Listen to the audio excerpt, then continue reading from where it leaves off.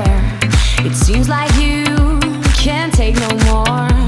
I'm sorry, but when my engine starts, I just can't get enough. I've let you up and tie you down, so you'll be here, won't sneak around. I'll lace you up and put you on.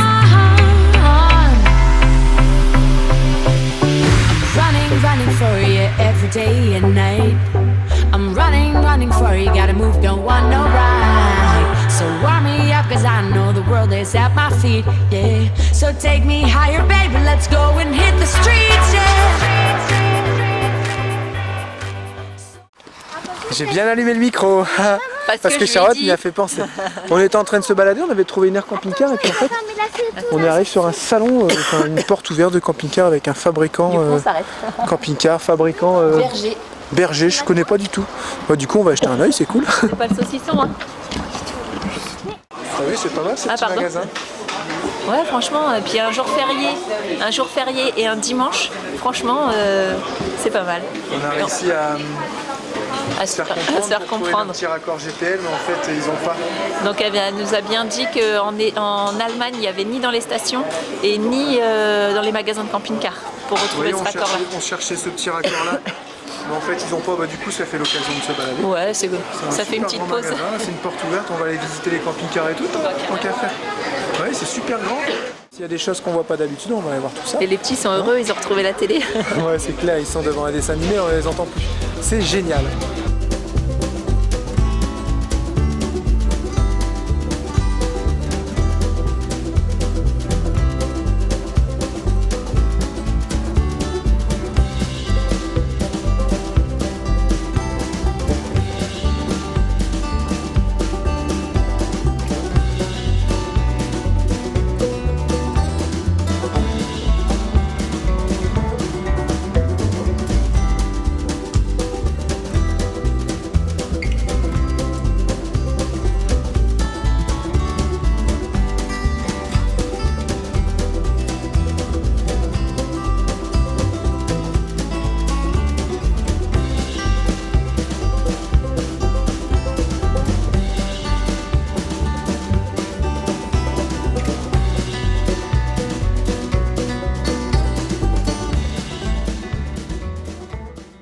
Nous ne roulons pas en camping-car jetable. C'est vrai, d'ailleurs, il y a longtemps que je voulais vous en parler. Quand on était à la rencontre, la VAT Follower, on s'était rencontrés la veille avec les camping-cars, tout ça, tous les gens qui étaient venus. Et il y a des gens qui nous ont vus passer dans un bourg et du coup ils nous ont suivis. C'était deux personnes, un monsieur et sa femme. Et ils sont venus nous voir, parce qu'ils nous ont vus sur la route avec les bus et camping-cars américains, tout ça. Et ils sont venus pour nous dire, voilà, nous avons un camping-car américain aussi, tout ça. Donc ils regardent le bus, ils regardent le camping-car américain d'Alexis. Oui, d'accord, et puis ils regardent les camping-cars à côté. Petit camping-car, il dit, tout ça, c'est des camping-cars jetables. Les autres, ils étaient deg à côté. Hein, ça vous rappelle quelque chose? Il y a quelqu'un qui rigole. Il y a longtemps que je voulais vous raconter cette petite histoire. Du coup, on en a rigolé pendant toute la soirée et puis toute la journée d'après, du samedi. Non, on en a rigolé. Ah là là. Voilà, on n'arrêtait pas avec vos camping-cars Kleenex.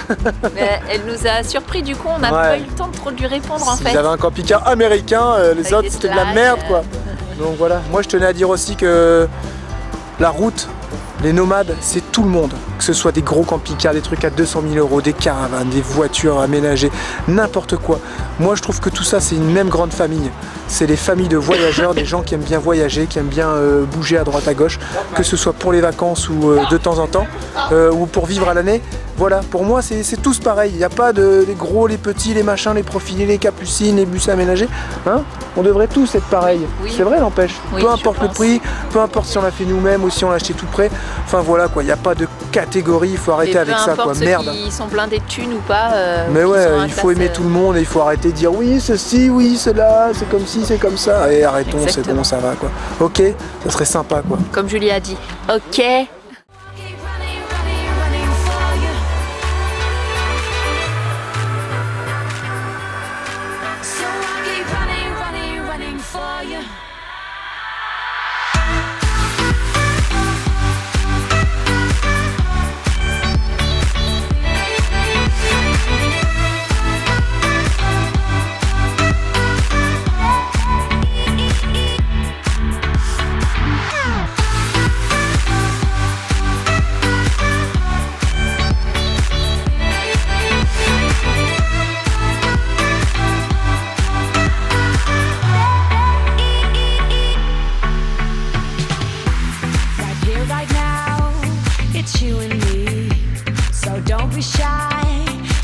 come and see. I'll show you places you've never been before.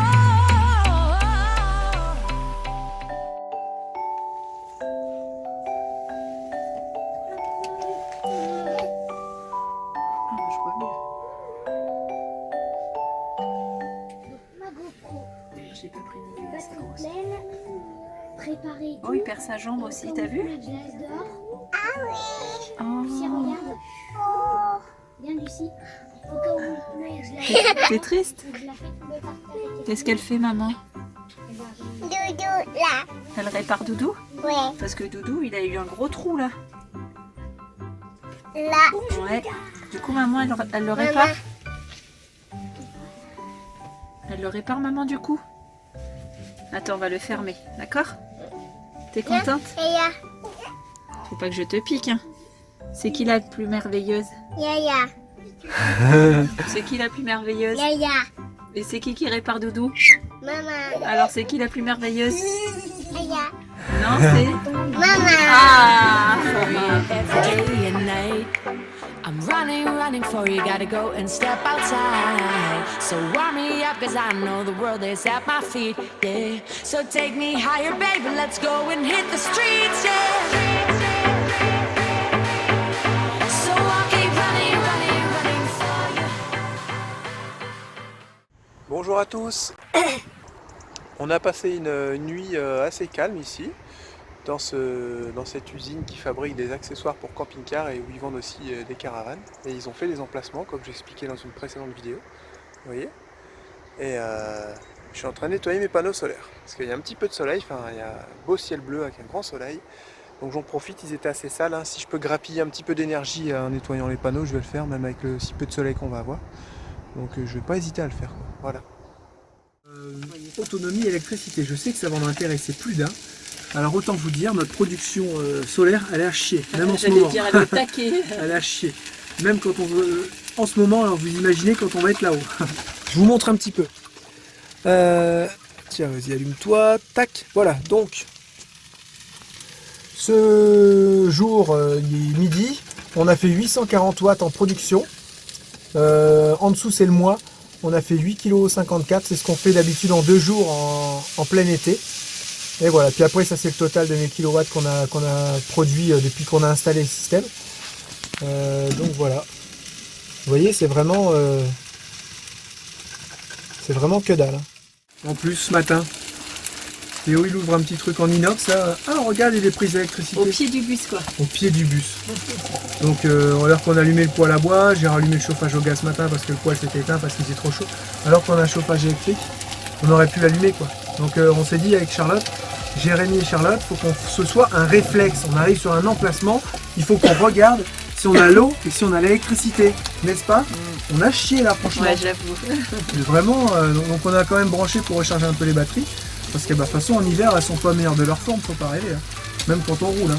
Donc voilà quoi. Heureusement qu'on roule un peu tous les jours, quoi. Ouais, c'est ça. Donc tu me laisses faire un petit peu. Est-ce que vous voyez le petit château tout en haut là-bas?